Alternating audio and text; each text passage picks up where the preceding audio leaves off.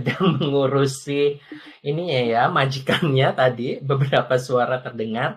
Saya buka, baik kita mulai saja. Assalamualaikum warahmatullahi wabarakatuh. Selamat malam, Bapak Ibu seluruh Sobat XD Expert tentunya. Senang sekali kita dapat berjumpa lagi tentunya di edisi ke-413 dengan kemunculan narasumber yang sangat luar biasa, tentu saja dari Duta BPJS Kesehatan, Relationship Officer Kak Rama dari kantor cabang Sukabumi, dengan tema yang sangat luar biasa, dari gugup ke glowing nih katanya.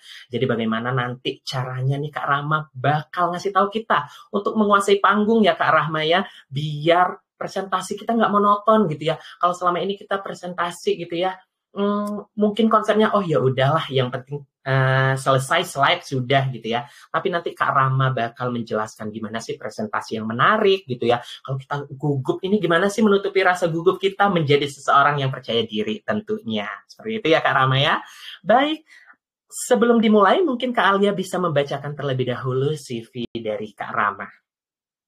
Baik, terima kasih. Saya mohon maaf sekali, Kak Rama, juga Bapak Ibu sekalian.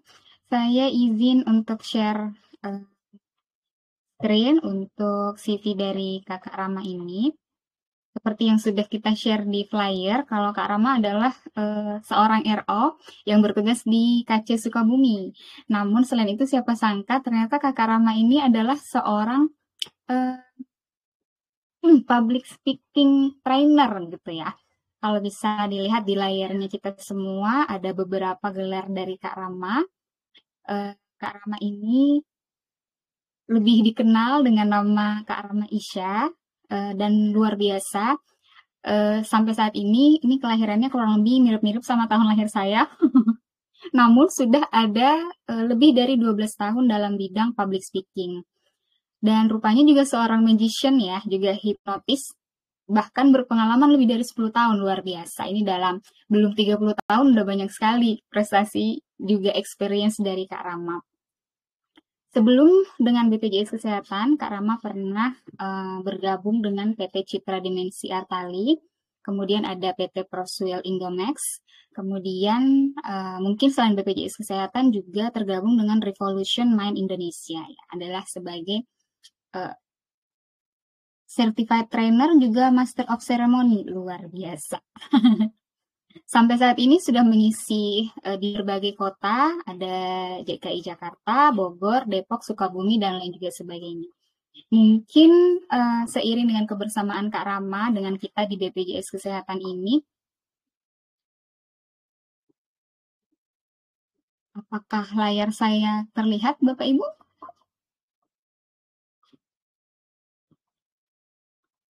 Oke. Kalau di aku belum kali ya. Maafkan, kenapa ya? Boleh dicoba kembali di kelas dulu. Oke. Saya cukup menarik nih Kak Rama tadi ngebaca CV-nya gitu ya. Bahwa Kak Rama nih seusia ya Kak Alia dengan kita gitu ya. Tapi Iya, experience-nya ini kurang lebih luar gitu biasa lah. banget kalau kita lihat ya. Bahkan sudah certified gitu ya untuk public speaker. Sampai sekarang saya sering banget ikut kelas gitu ya. Nggak bisa gitu ya dapat untuk certified di BNSP, apalagi ini BNSP RI gitu ya. Lalu Kak Rama juga seorang magician yang cukup membuat saya wow gitu. Apakah kita malam hari ini bisa dihipnotis secara online ya Kak Alia ya? Kita akan Tentu saja melihat bisa. nanti. Mungkin Kak Rama di sini kalau kita lihat sudah berkecimpung di dunia magician 10 tahun ya Kak Rama ya. Sudah sering ikut kompetisi. Saya takut nih malam ini Kak Alia, kita nanti langsung tertidur nih oleh Kak Rama langsung. Jadi nanti teman-teman pembahasannya walaupun memang tentang public speaker, misalnya teman-teman mempunyai pertanyaan yang lain terkait dengan CV Kak Rama gitu, Kak ceritain sih gimana caranya dari seorang magician gitu ya, bisa ke public speaker dan lain sebagainya, boleh banget ditanyain ke Kak Rama. Untuk share materinya sudah, Kak ya? Baik, ini kita diinfo kalau materinya akan di-share sendiri oleh Kak Rama. Siap, Oke, baik. boleh. Kalau gitu saya stop share dulu. Oke, kami persilakan kepada Kak Rama untuk sharing materinya. Saya izin off cam ya, Mas Idul juga Kak Rama. Baik, terima kasih Kak Alia dan juga Kak Idol. Izin saya share screen untuk ininya sebentar. Sudah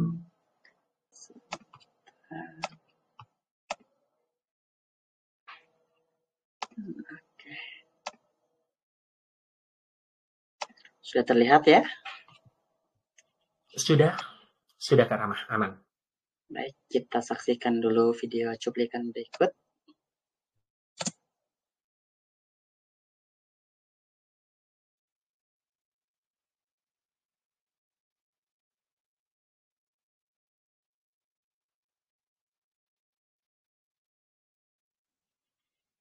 Sepertinya belum terputar kalau di saya, Kak Rama. Belum ya? Iya. Oh iya.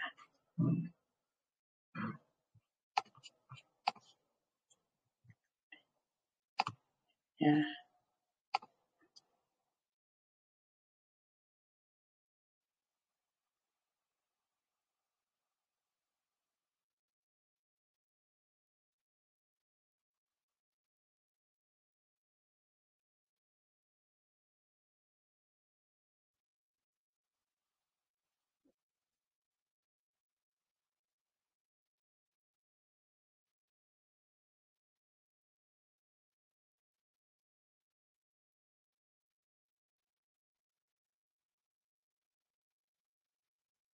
Mohon izin nih Kak Rama, bolehkah menggunakan menu reading view? Biar lebih asik kita melihat materinya Kak Rama. Oke, terus satu lagi tips Kak Rama ketika share screen jangan lupa dicentang share audionya juga biar suara dari video Kak Rama bisa didengarkan sama Sobat AT. Terima kasih.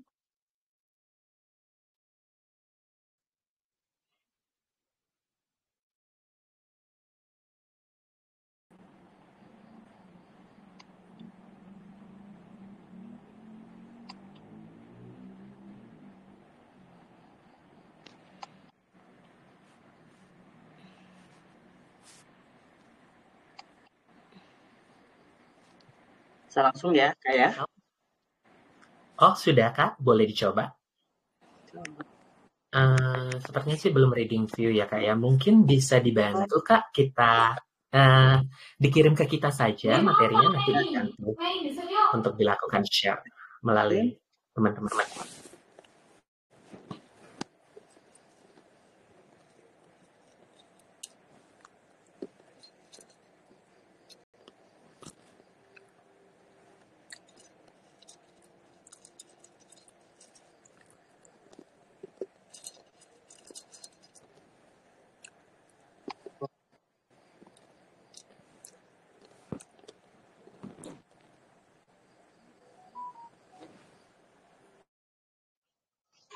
Kak Idol, mohon maaf ya, saya baru pertama soalnya ini menggunakan Telegram. It's okay Kak Rama, take your time. Kita santai-santai aja. Silahkan.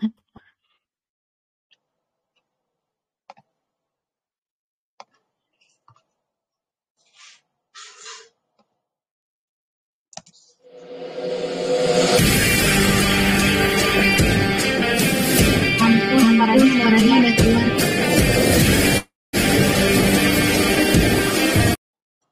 Videonya keluar nggak, Kak? Kayaknya belum terlihat videonya. Tapi kalau suaranya barusan. Ya.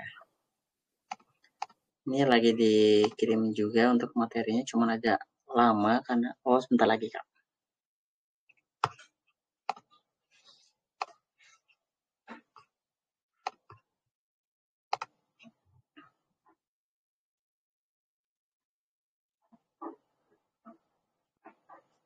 Sambil nunggu nih videonya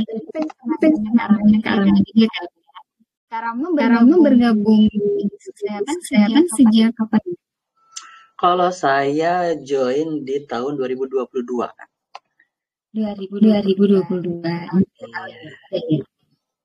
Apa yang membuat Kak Rama bertahan dengan semua capaian Kak Rama tahun dan 10 tahun terakhir? Sebenarnya tujuannya satu sih. Kenapa? Karena untuk membantu masyarakat Itu yang saya dapatkan di BPJS Kesehatan. Luar biasa. Bantu. Dari pensiunnya itu apakah Rama udah jadi pro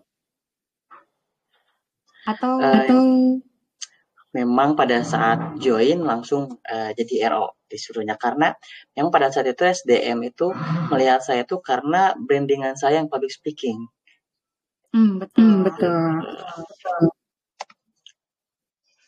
Oh ini coba ya.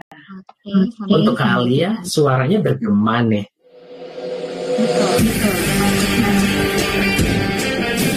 Kita bersihkan dulu videonya.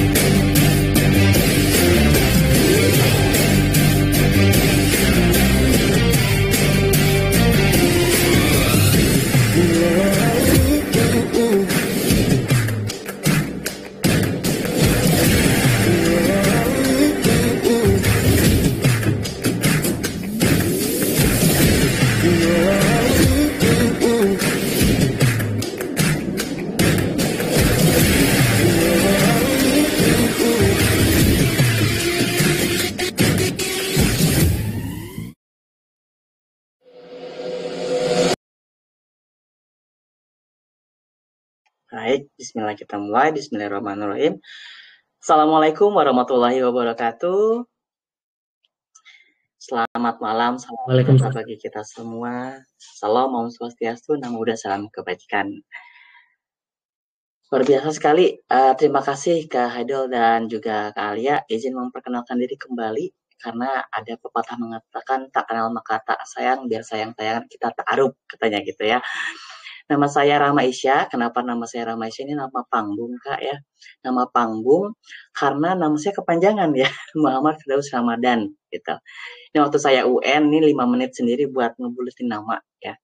Gitu. Seperti yang sudah dijelaskan, saya sudah mengikuti beberapa sertifikasi, diantaranya public speaker dan juga Liga 3 Umum by BNSP Republik Indonesia. Dan Bapak Ibu, teman-teman, rekan-rekan semua, saya juga sedang membuat komunitas, nama komunitasnya Muda Jadi Bisa, ini komunitas umum sebenarnya ya. Tapi khususnya saya utamakan untuk yang muda-muda, tidak menutup kemungkinan yang lebih muda ataupun lebih tidak muda lagi ya, gitu, untuk self development seperti itu. Nah, kalau misalkan nanti ada pertanyaan di belakang nama saya itu namanya ST gitu, ini bukan ST12 bukan band, tapi ST itu memang saya sarjana teknik kimia di salah satu universitas di Yogyakarta.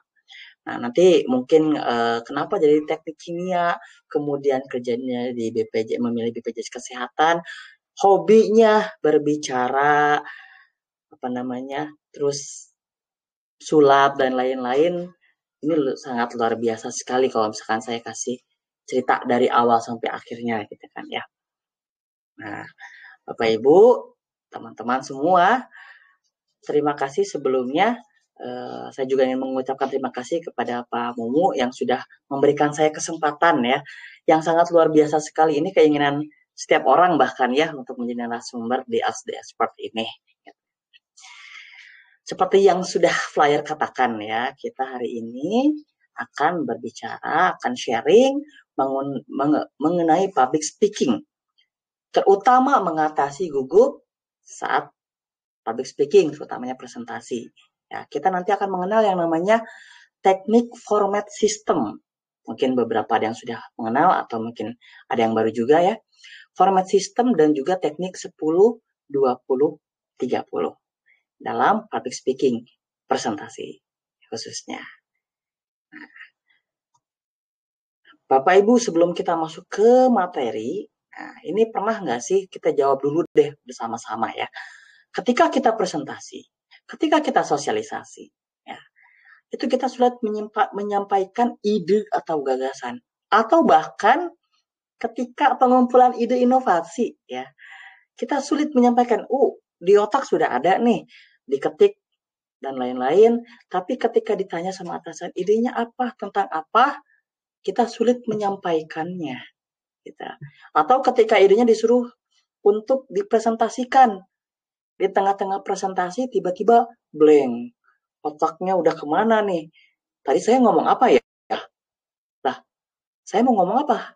Nah, itu blank tuh saat presentasi. Atau gugup gitu. Salah satu ciri gugup adalah blank gitu ya. Atau ketika kita sudah luar biasa susah payah untuk menyampaikan apa yang kita ingin sampaikan, tapi komunikan atau orang yang audiensnya itu kurang memahami atau nggak mudeng. Gitu. Itu karena komunikasi kita yang tidak berdampak atau kurang efektif. Makanya kita kenal dengan komunikasi efektif. Kurang lebih ada 5 faktor dalam komunikasi efektif. Yang pertama komunikator, komunikan, ide atau pesan, medianya, kemudian feedbacknya, dan yang terakhir adalah gangguan. Ya. Ini nggak akan saya jelaskan, nanti aja kalau misalkan ada waktu. Ya, kita tanya jawab. Tapi Bapak Ibu, yang penting kita saat ini kita akan mencoba untuk menghilangkan semua ini nih, masalah-masalah ini. Gitu ya. Blank saat presentasi, sulit menyampaikan ide gagasan, ya, komunikasinya tidak efektif. Kenapa sih penting? Kenapa pentingnya untuk kita belajar yang namanya komunikasi public speaking? Bapak Ibu tahu nggak? Di dalam artikelnya Masum University itu mengatakan bahwa komunikasi yang baik itu salah satu aspek kritis, aspek yang urgent banget dalam membentuk karir seseorang. Ya, gitu. Dan juga ada penelitian ya dalam jurnal ekonomi pendidikan itu mengatakan bahwa komunikasi efektif adalah modal penting dalam membangun hubungan baik ya, dan mendukung perkembangan karir kita semua. Jadi efektifnya komunikasi itu sangat berdampak terhadap karir kita, gitu. Terhadap pesan yang kita sampaikan juga. Gitu. Makanya ini sangat-sangat penting yang namanya komunikasi, ya, public speaking. Berdasarkan landasan ini, kita sudah tahu pentingnya apa, makanya kita pada hari ini akan mempelajari 3 aja, ya. 3 tapi berdampak. Yang pertama, mengatasi gugup. Gimana caranya kita mengatasi gugup saat mau presentasi ataupun saat presentasi? Kita mengenal dengan 4P. Ya, 4P yang saya jelaskan. 2P sebelum presentasi atau sebelum kita berbicara, 2P lagi saat kita berbicara. Gitu. Nah, sudah mengatasi gugup, selanjutnya adalah basic atau fundamental public speaking. Ini mungkin Bapak Ibu sering mendengar, sering ikut seminar juga gitu kan. Kalau nggak salah, saya juga pernah ikut yang seminar yang di narasumbernya Kak Ruby Larasati. Kalau nggak salah, dia juga dijelaskan ya. 3V, voice, vokal, visual. Ini fundamental sekali dalam public speaking. Kemudian yang ketiga adalah teknik jitu presentasi. Nah, nanti ada rumus 10, 20, 30 dan juga ada format system. Mungkin nanti kalau ada waktu saya spill juga bagaimana caranya mengatasi pertanyaan sulit audiens. Ya, gitu. Ada audiens nanya, kita nggak tahu jawabannya, tapi kita harus menjawab. Itu ada tekniknya ternyata. Kita spill nanti ya. Baik Bapak Ibu, kita siap untuk belajar, kita untuk sharing. Nah, sebelum sharing, saya kasih tahu dulu ada 3 cara efektif belajar yang efektif ya. Efektif untuk belajar. Yang pertama adalah sadar raga dan pikiran. Artinya Bapak Ibu, teman-teman rekan-rekan semua di sini, saat ini yang memantau gadgetnya masing-masing, pertama sadar raga dulu nih, melek ya. Setelah melek, pikirannya juga semua fokuskan ke sini. Jangan sampai kepikirannya kemana-mana ya. Aduh hujan, belum mengangkat jemuran. Nah, fokus dulu ke sini. Biarin tetangga dulu atau keluarga dulu yang ngangkat jemuran. Ya. Relax yang kedua ya. Relax, fokus, tapi tetap serius. Ya. Bapak Ibu silakan duduk di bangku atau tempat duduk yang nyaman sehingga fokusnya tetap terjaga dan juga serius untuk memperhatikan. Ya. Kemudian Bapak Ibu, kalau misalkan di gadgetnya ini mau minum, usahakan minumnya tertutup karena khawatirnya nanti kalau misalkan terbuka nanti bisa terjadi konsleting listrik dan lain-lain ya. Jadi aman dan juga nyaman. Yang terakhir adalah antusias dan aktif. Nanti di sesi akhir kita akan diskusi seperti yang sudah host kece kita katakan, mau tentang public speaking boleh, tentang magic boleh, performance boleh, tentang percaya diri boleh, ya, boleh. Diskusi yang aktif. Oke, baik. Kita masuk ke materi yang pertama, mengatasi gugup dengan 4P. P yang pertama adalah persiapan. Wah, ini mah udah tahu semua juga, gitu ya. Persiapan. Persiapan ini saya membaginya menjadi 2, Bapak Ibu. Yang pertama adalah pemanasan, yang kedua adalah latihan atau pelatihan. Ini sedikit beda. Kenapa? Karena gini. Untuk pemanasan, ini bisa dilatih setiap hari, setiap saat. Ya, setiap hari, setiap saat. Kenapa? Bedanya kalau dengan latihannya ini adalah melatih apa yang akan kita sampaikan. Contoh sosialisasi tentang kalau RO sekarang lagi ada sosialisasi tentang penjaminan PHK, gitu ya. Nah, pemahaman materinya itu kita latih. Setelah melatih pemahaman materi, kemudian artikulasinya. Karena nanti mungkin ada kata-kata yang asing atau bahasa Latin misalnya gitu. Itu kita latih. Kemudian kecepatan bicara dan intonasinya. Jadi materinya sudah ada nih. Ya, materinya sudah ada. Kita harus memetakan di mana saya bisa berbicara cepat, berbicara pelan, di mana saya harus intonasinya tinggi ataupun rendah. Gitu. Nah itu latihan. Jadi latihan ini tergantung konteksnya, tergantung kita mau bawain apa pada saat presentasi. Gitu. Kalau pemanasan setiap hari juga bisa, ya. Di sini adalah contohnya ini pemanasan wajah, ya. Bapak Ibu coba bayangin kalau misalnya kita sebulan 2 bulan nggak pernah ngomong di depan umum yang panjang lebar gitu ya. Cuma sekadarnya aja gitu. Tiba-tiba langsung dihajar harus ngomong di depan umum gitu. Pasti yang dirasakan adalah rahangnya pegel, lidahnya kaku, dan lain-lain. Makanya kita lakukan pemanasan. Contoh pemanasan ya. Yang pertama line face. Line face itu pertama mulutnya ke depan, kemudian tarik ke belakang. Itu line face. Itu bisa dilakukan kapanpun. Asal jangan di depan peserta aja ya. Misalnya frontliner gitu kan, melakukan latihan line face gitu kan. Lucu kayaknya ya. Kemudian yang kedua pijat rahang ya. Nah ini yang paling penting. Karena rahang kita itu nanti bakal pegel kalau kita berbicara cukup panjang. Ya. Kemudian pelafalan huruf. Jadi secara secara lidah gitu ya, secara anatomi ada beberapa huruf yang biasanya tersembunyi. Contoh huruf yang tersembunyi itu adalah T, S. Biasanya tidak paten, tidak terlalu terdengar oleh audiens T dan S gitu ya. Makanya latihan huruf ini harus benar-benar. Latihannya gimana? Latihannya misalkan Bapak Ibu baca buku gitu kan.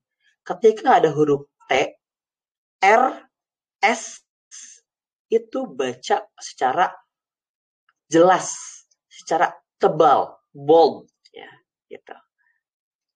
Kemudian ada dog breath. Dog breath itu untuk mengatur pernafasan. Karena ketika kita berbicara panjang, kita harus mengeluarkan kata-kata satu kalimat yang panjang sekali, tapi nafasnya kita cuma punya waktu sedikit. Gitu. Ya, itu latihannya seperti itu. Atau latihannya tiup lilin. Tiup lilin juga sama untuk latihan pernafasan. Biar ketika kita menggunakan do breath, artinya kita menghirup nafas secara cepat, tapi ketika mengeluarkannya itu secara lambat. Gitu. Ya, seperti itu. Itu pemanasan dan juga latihan. Nah, itu yang P yang pertama. Jadi sebelum jauh-jauh hari sebelum mau sosialisasi, gitu, bisa dilakukan. P yang kedua adalah penyesuaian diri. Nah, ini ada gambarnya nih, saya lagi ngelamun. Nah, jadi penyesuaian diri ini maksudnya adalah kita membayangkan, mengimajinasikan seolah-olah kita itu sudah ada di lokasi. Ya, kita tuh sudah ada di lokasi sosialisasi. Kita sudah ada di lokasi untuk berbicara. Ini bisa secara dua hal. Yang pertama secara fisik, yang kedua secara mental. Kalau secara fisik artinya real, kita datang Hamin 1 jam, Hamin 2 jam ya. Kalau saya sebagai seorang performer magician, biasanya saya mengunjungi panggung itu Hamin 1 hari ya, Hamin 1 hari dan juga Hamin 3 jam. Biasanya seperti itu. Saya datang, saya rasakan atmosfernya, kemudian saya lihat, oh panggungnya di sini. Kalau public speaking ya, public speaker yang jelas itu, dia menentukan center line. Center line-nya di mana? Oh, di sini center line-nya. Biar apa? Biar audiens dari sana, dari ujung kiri, ujung kanan, gitu. Itu bisa melihat kita. Gitu, ya. Center line-nya di sini. Kalau saya mau maju ke depan berapa langkah, ke kiri berapa langkah, ke kanan berapa langkah. Itu namanya manajemen panggung. Ya. Kemudian kita juga cek mikrofon. Mikrofon ini saya pernah ada pengalaman waktu itu Desember dan Januari saya mengisi public speaking, training public speaking di salah satu dinas di Kabupaten Sukabumi. Nah, ternyata ketika saya datang itu mikrofonnya mikrofon kabel. Padahal waktu itu ada kepala dinasnya ya. Ada mikrofon kabel, sedangkan kita perlu yang namanya mikrofon wireless untuk berkomunikasi dengan audiens. Gitu. Makanya saya selalu siap-siap yang membawa namanya mikrofon wireless. Ketika saya diminta untuk Rama sosialisasi, Rama temenin sosialisasi misalnya. Cuma nemenin doang, tapi saya selalu siap sedia. Kemudian juga berjalan-jalan di panggung ya. Jangan sampai panggungnya licin. Gitu. Bekas hujan misalnya ada genangan air, itu bahaya.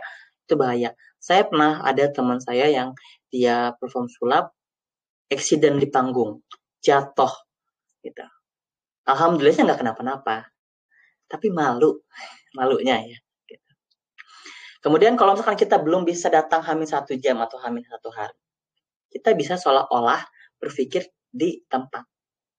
Contohnya kita minta ke panitianya untuk fotokan atau videokan lokasinya, kemudian kita berhayal seperti itu. Penyesuaian diri. Kemudian, ini yang paling penting. Ini P yang ketiga adalah kita bisa melakukannya pada saat kita sudah melakukan public speaking atau berbicara di depan publik. Ya, itu. Untuk menghilangkan yang namanya gugup. Bapak Ibu, teman-teman rekan-rekan semua. Lihat ada dua foto di sini. Ada foto dengan pria jas coklat dan jas warna biru. Ya. Menurut Bapak Ibu, menurut teman-teman siapa yang terlihat gugup dan siapa yang terlihat percaya diri? Ya. Ini pasti udah bisa jelas ya, mana yang gugup, mana yang percaya diri. Kenapa? Karena tubuh kita itu berbicara. Ada yang namanya bahasa tubuh. Nah, jadi P yang ketiga adalah penyesuaian bahasa tubuh. Jadi gini Bapak Ibu.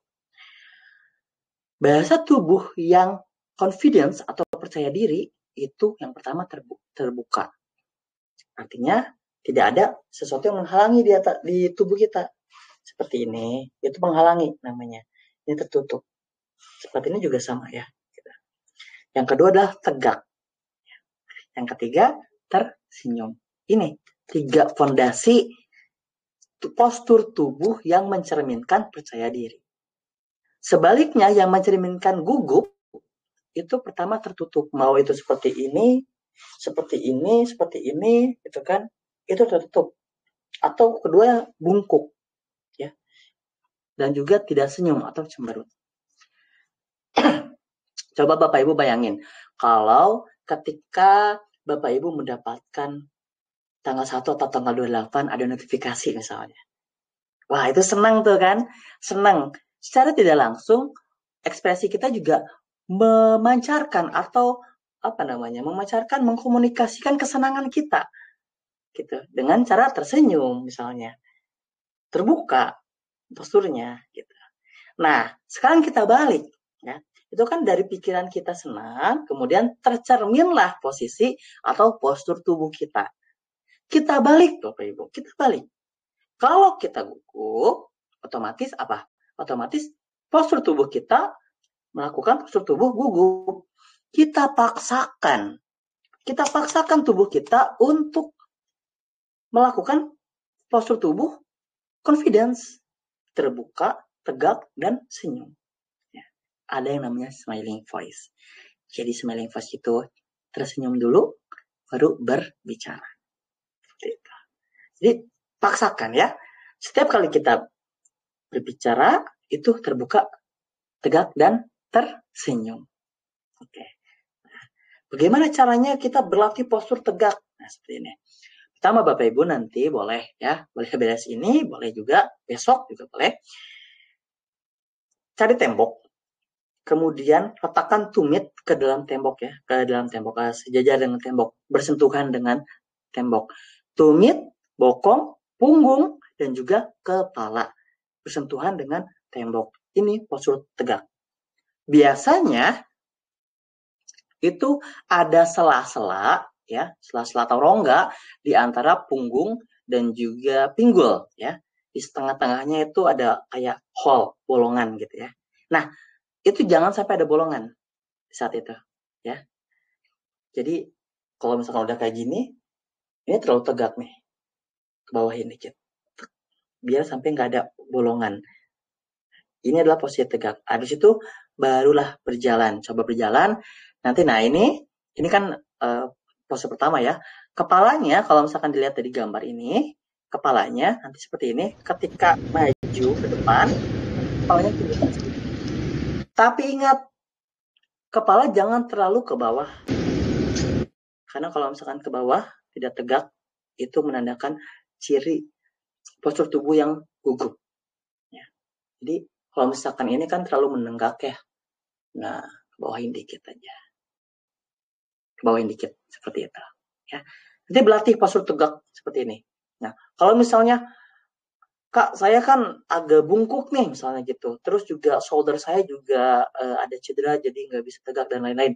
Itu latihan aja, seperti gambar di sini. Kemudian, si tangannya, shouldernya itu seperti apa ya, incline bench gitu ya, ke atas ke bawah gini. Nah, itu nanti bakal melatih otot-otot back dan juga otot-otot bahu kita. Gitu. Apalagi kalau lebih enaknya go to gym. Kalau nge-gym pasti tegak nantinya. Oke, itu ya. P yang ketiga ya. Berarti postur tegak penyesuaian massa tubuh. P yang terakhir, P keempat itu adalah pernafasan. Nah, ini gunakan pernafasan diafragma atau pernafasan perut. Caranya seperti apa? Ya, kita lihat ciri kita bernafas. Ya. Kalau yang mengembang itu dada, berarti dia masih menggunakan pernafasan dada. Belum pernafasan perut. Pernafasan perut atau diafragma itu cirinya adalah kita yang mengempis ketika bernafas itu adalah perut. Ya, seperti pada gambar di sini. Gitu. Kemudian ini yang paling penting dan paling gampang ketika kita gugup. Ketika kita gugup, tanpa kita sadari, nafas kita itu pendek, Bapak Ibu. Pendek, bahkan hampir tidak terdengar nafas kita kalau kita gugup. Ya. Makanya ketika kita sudah gugup, sudah mulai blank, ingat untuk bernafas. gitu.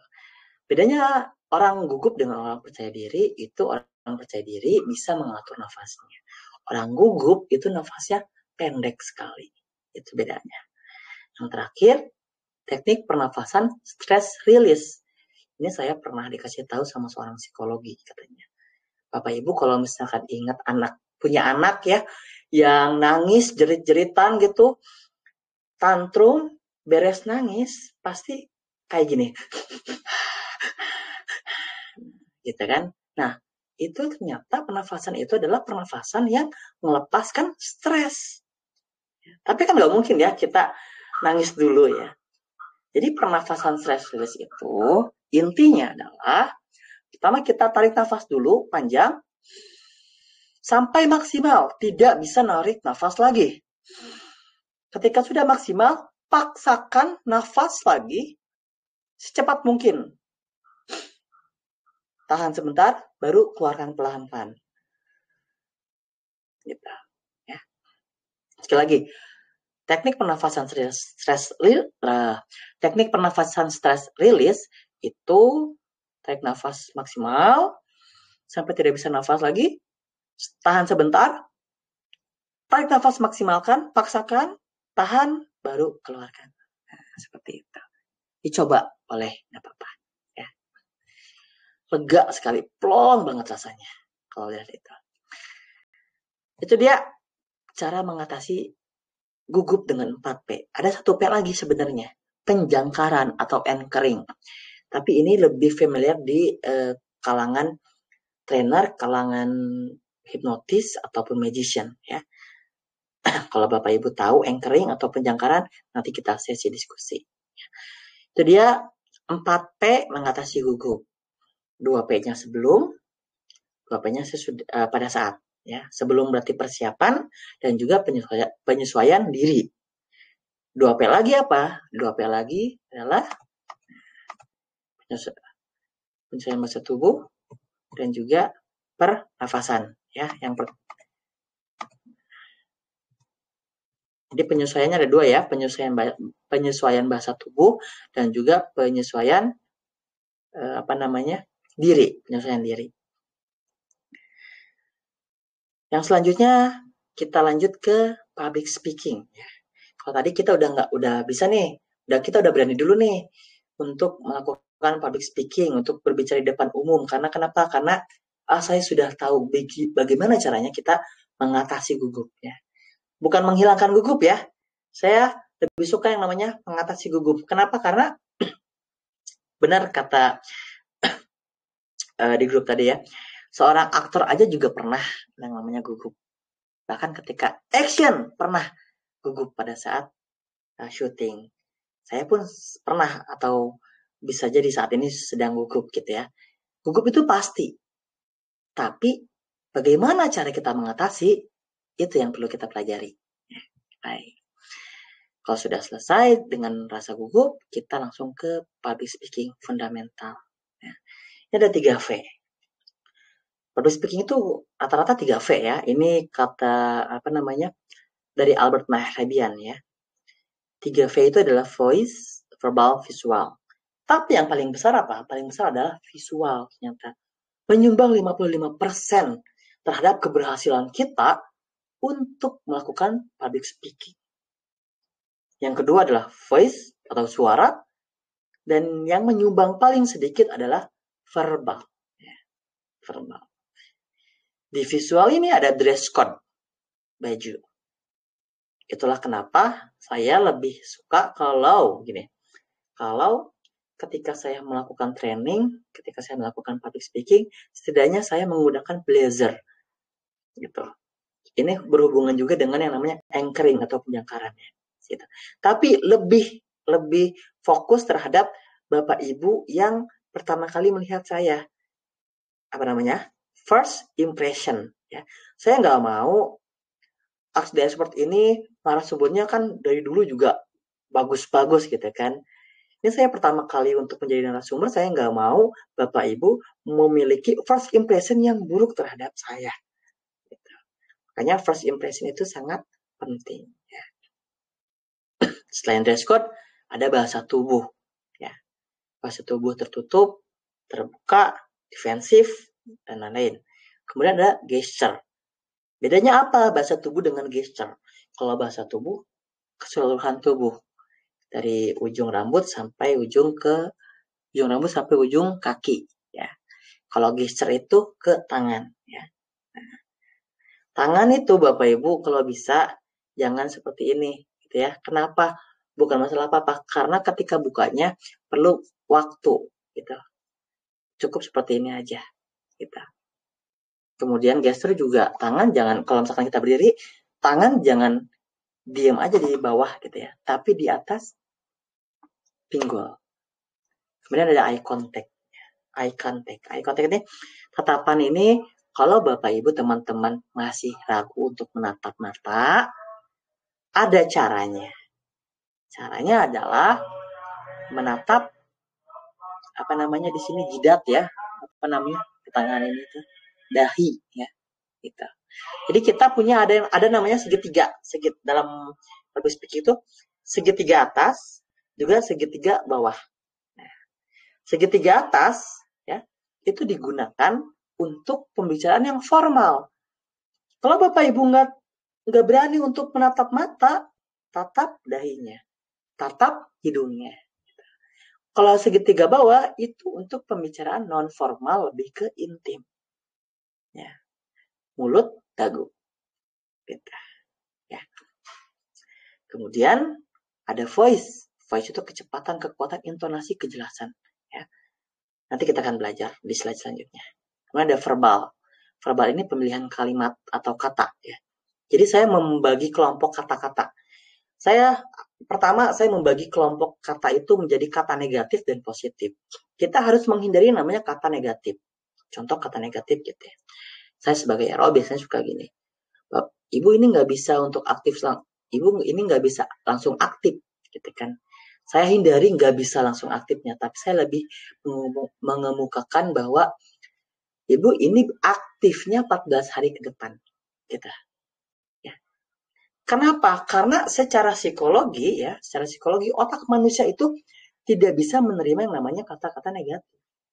Coba deh, Bapak Ibu teman-teman semua, sekarang pejamkan mata misalnya. Bayangkan gajah, tapi jangan bayangkan ada harimau. Nah, ketika saya bilang jangan bayangkan ada harimau, pasti kepikiran harimau. Jadi kata negatif itu otomatis terisolasi atau tereliminasi oleh pikiran kita. Dan yang kedua adalah orang-orang itu tidak suka dengan yang namanya penolakan. Kata negatif itu adalah tidak, jangan, bukan. Itu kata negatif. Rubah kata negatif menjadi kata positif. Gitu. Ya. Kemudian ada yang nanti yang namanya pemilihan kata untuk audience leveling. Ya. Nah, Bapak Ibu coba kita perhatikan. Ini Bapak Gubernur, salah satu gubernur di Indonesia, berbicara. Ini yang sempat viral juga nih kalau nggak salah ya. Saya sering banget dikirimin DM Instagram, bapak ini lagi muncul setelah sebelumnya Kementerian Pariwisata. Kita harusnya kayak bersumber dalam begini. Silit beliau ada saya nanti kalau nanti terpilih menjadi ini sudah jadi gubernur, saya akan mengoptimalkan pendapatan daerah. Maka visi misi saya apa? Ditanya rekan wartawan sebelumnya, saya akan mengoptimalkan pendapatan daerah. Kalau nggak ada uangnya bagaimana bisa membangun kan gitu? Bagaimana ngomong kesejahteraan, ngomong maju, berarti nggak ada. Tapi kalau ada uangnya, saya rasa mudah.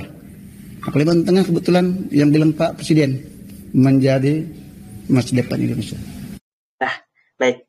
Ini saya lihat di Instagram ataupun di media sosial lain cukup banyak yang hujat ya. Tapi Bapak Ibu tahu nggak? Ada beberapa komponen public speaking yang ini patut diacungi jempol. Ini komponen public speaking-nya, ini fundamental ya.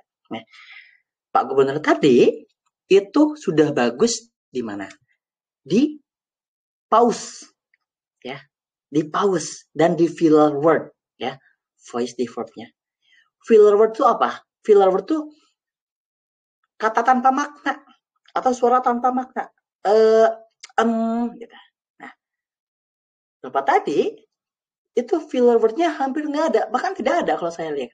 Ya, kenapa nggak ada? Karena dia bisa menjeda, pause. Ya. Ini adalah salah satu teknik bagaimana kita untuk mengurangi filler word. Contohnya, Bapak Ibu sekarang itu untuk jaminan PHK, nah itu kan E-nya ada. Salah satu cara untuk menghilangkannya itu adalah dengan cara menjeda. Jeda dulu. Bapak Ibu, sekarang ini salah satu untuk penjaminan PHK adalah, nah itu udah bagus, pause sama filler itu udah bagus banget. Karena rata-rata orang ketika berbicara itu filler word-nya banyak banget. Kalau ada orang, saya biasanya nih Pak, Bu, kalau ada orang lagi presentasi di depan, kalau misalkan materi presentasinya sudah saya kuasai, apa yang saya perhatikan? Filler word-nya, saya hitung filler word-nya. Ada 1, ada 2, ada 3. Begitupun saya saat ini sedang record, baik itu di laptop maupun di handphone saya. Untuk apa? Nanti saya buka lagi, saya ada filler word-nya di mana aja. Kita update terus ya. Itu udah bagus tuh Bapak tadi ya. Apa yang harus ditingkatkan? Pertama adalah speed. Ya. Speed. Kecepatan berbicara. Bapak tadi terlalu cepat. Kenapa? Orang ini ketika dia terlalu cepat berbicara, itu karena ada banyak sekali ada banyak sekali hal yang dia pikirkan yang mau dia sampaikan. Tapi antara otak dengan mulut itu tidak sinkron gitu. Kalau otak kita memproses informasi sangat cepat sekali, tapi mulut mengeluarkannya itu tidak bisa secepat otak gitu. Itu perbedaan sinkronnya. Ya, gitu. Untuk artikulasinya juga perlu ditingkatkan lagi, ya kan? Nah, yang udah bagus lagi adalah gesture.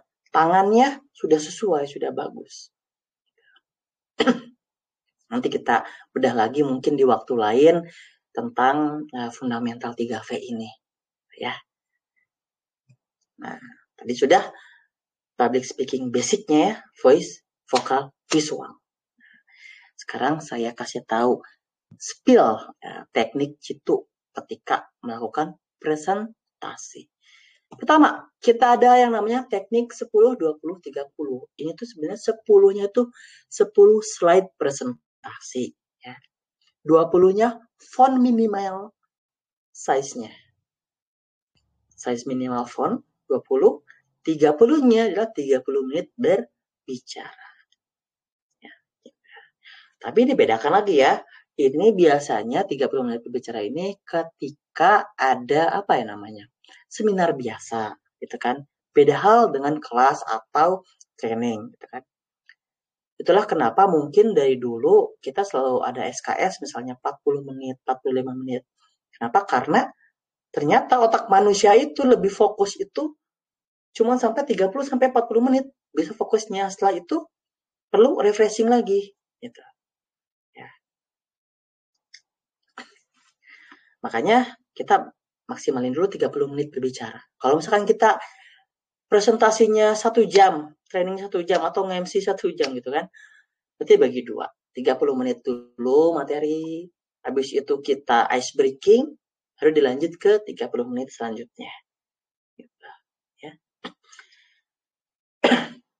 Kemudian 10 slide ini, 10 slide presentasi ini tidak baku. Tapi Bapak Ibu, namanya juga kan PowerPoint ya. PowerPoint itu inti-intinya.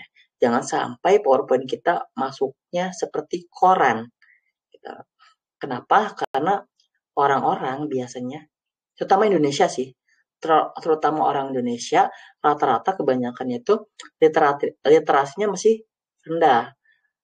Jadi ketika mereka melihat ratusan kata gitu ya, seperti koran, seolah-olah apa sih itu, males banget buat bacanya gitu. Jadi sedikit aja ya, 10 slide aja gitu. Beda setiap tujuannya. Kemudian juga ini 10 slide itu tidak termasuk opening dan juga closing. Termasuk tadi closing atau termasuk tadi saya openingnya itu nggak termasuk ya. Tapi 10 slide itu intinya. Gitu. 20 adalah font size minimalnya. Karena ada saya waktu kuliah juga tidak sedikit dosen yang ternyata banyak banget kata-katanya gitu. Jadi kayak koran gitu kan. Sebenarnya nggak masalah gitu kan. Sebenarnya nggak masalah, tapi itu lebih baik ya dikasih selebaran aja gitu ya. Gitu. Kemudian juga untuk font size juga diperhatikan font type-nya. Jangan sampai saya kan jiwa seni saya sangat menggebu-gebu gitu kan. Saya punya jiwa seni yang sangat tinggi.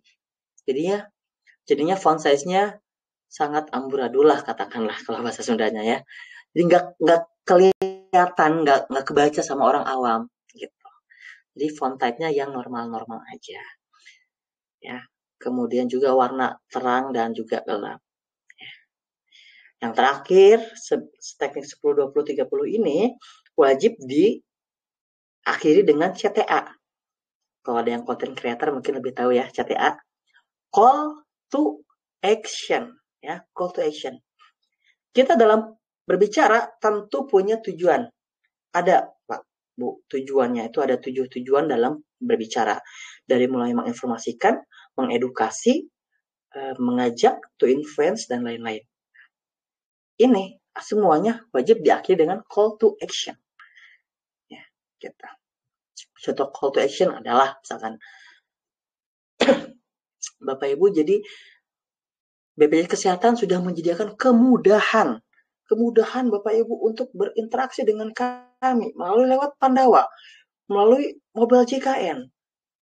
Setelah sosialisasi ini, saya pengen Bapak Ibu berjanji untuk buka handphonenya, nyalakan kuotanya yang banyak itu, download aplikasi mobile JKN.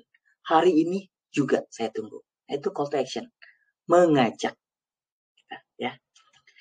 Kemudian kalau teknik ini sudah sesuai nih, gitu kan, tinggal bagaimana caranya kita menghimpun informasi-informasi yang akan kita sampaikan. Kan misalnya kita akan sosialisasi tentang mobil JKN misalnya. Mobil JKN kan banyak ya. Kita harus menyampaikan apa ya? Gitu. Disusunnya seperti apa ya? Kita menggunakan format system. Ya, format system. Jadi bukan 5W1H, tapi format system. Why? Pertama why. Kenapa? Orang-orang biasanya ketika lihat kita mau sosialisasi itu ada 4 pertanyaan yang muncul di benaknya. Yang pertama adalah why? Kenapa? Ya. Kenapa saya harus mengikuti sosialisasi ini? Di sini jelaskan alasannya, manfaatnya, ya. Didukung dengan data dan fakta tentunya, ya. Kenapa kita harus mempelajari ini? Contoh di awal tadi, ya kan, alasannya adalah karena Bapak Ibu mungkin di sini sering blank saat presentasi atau gugup. Alasannya adalah untuk menghilangkan hal-hal tersebut.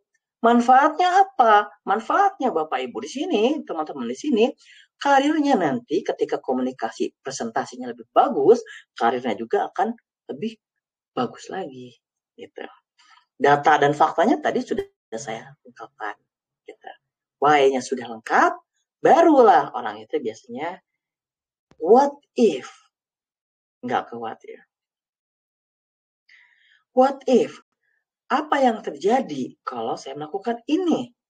Apa yang terjadi kalau saya bagus presentasinya? Kalau saya melakukan teknik 10, 20, 30 ini? Apa yang terjadi kalau saya melakukan gesture yang mencerminkan kepercayaan diri saya? Gitu. Ya. Yang terjadi adalah Bapak Ibu akan terlihat audiens akan terkesima. Gitu. Munculkan benefitnya. Terus apa? Tentang apa sih ini? Tentang public speaking misalnya. Tentang mobil JKN misalnya. Kita berbicara tentang mobile JKN. Apa ini adalah masuknya ke yang tadi. Kita bakal belajar apa sih? Gitu. Tadi kan saya bilang, kita akan belajar tentang 3 hal. Mengatasi gugup, fundamental public speaking, dan teknik gitu presentasi. Tentang 3 itu. Ya. Barulah how. Oh gitu ya. Kalau gitu gimana caranya? Gitu. Lalu si orang ini bakal penasaran. Gimana caranya Pak? Gimana caranya Bu? Biar saya seperti itu. Biar saya bagus presentasinya. Biar saya bisa berobat online. Bagaimana caranya? Itu langsung ke praktikal atau teknikal ya. Prosedurnya seperti apa? Itu jelaskan rinci. Saya setiap kali sosialisasi mobile JKN, itu di akhir sesi saya menyempatkan 15 menit sendiri.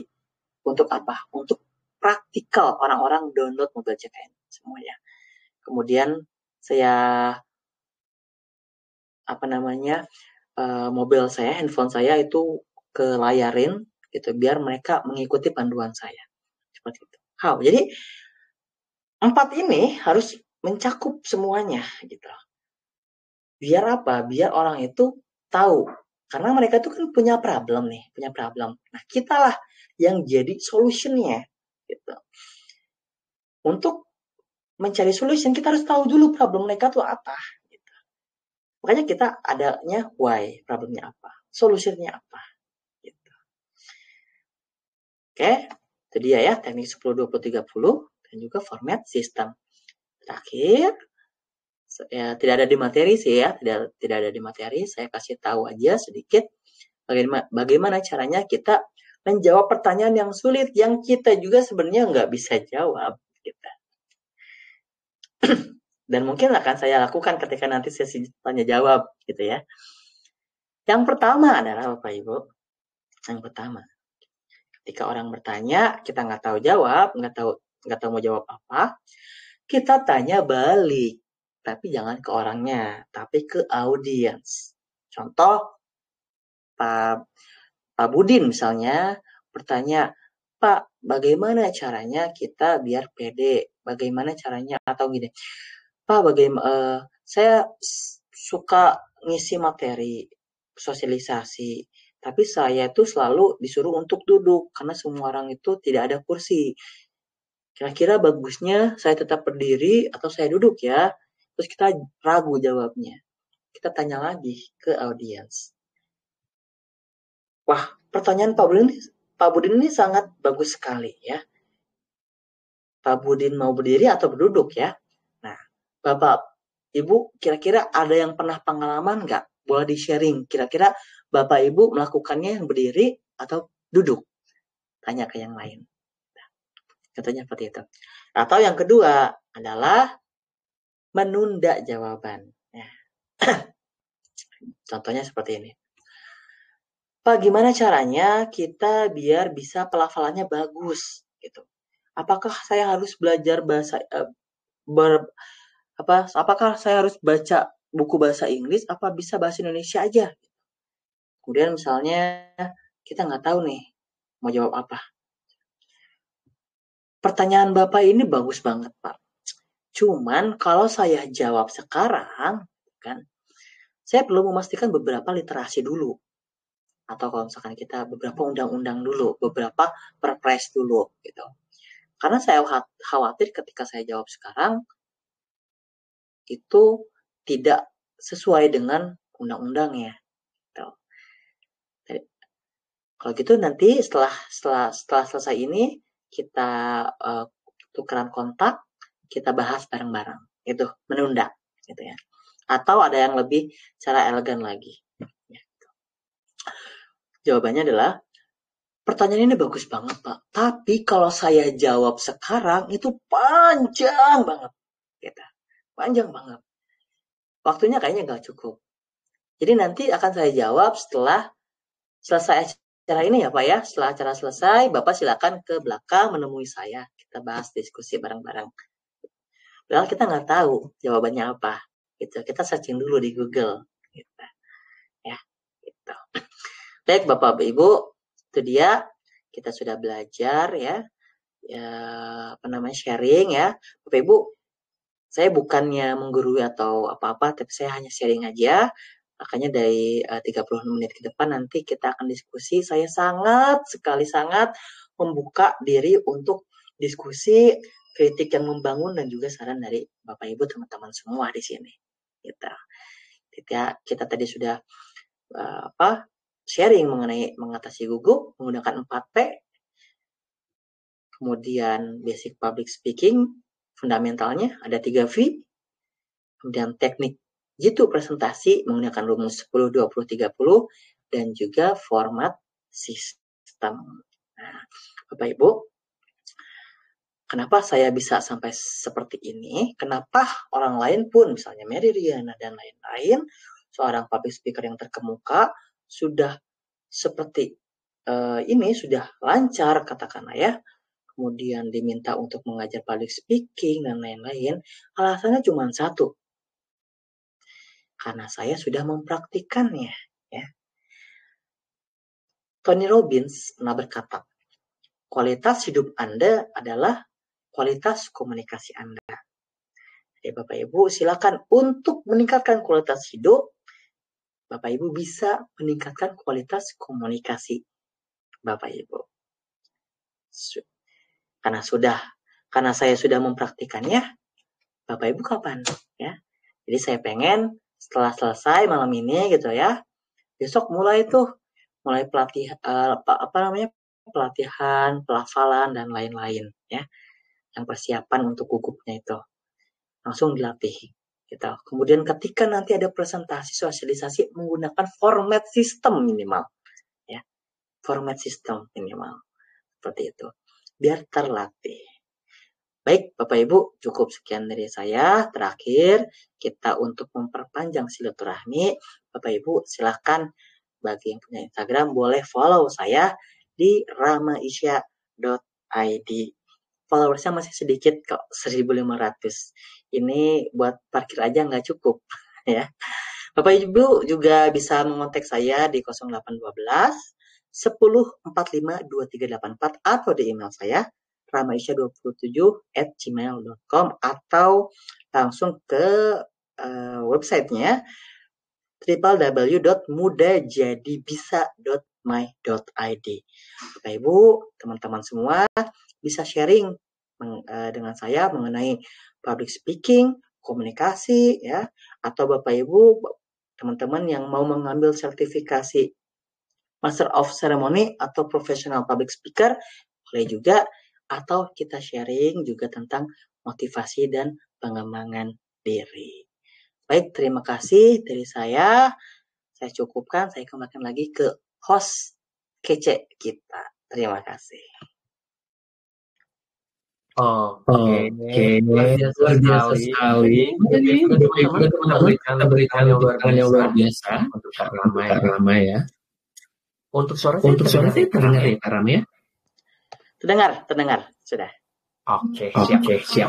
Baik Kak Rama. Tadi kita sudah mendengarkan Kak Rama ini presentasi seputar tentang speaking gitu. Bagaimana cara kita depan publik gitu ya, bagaimana yang baik.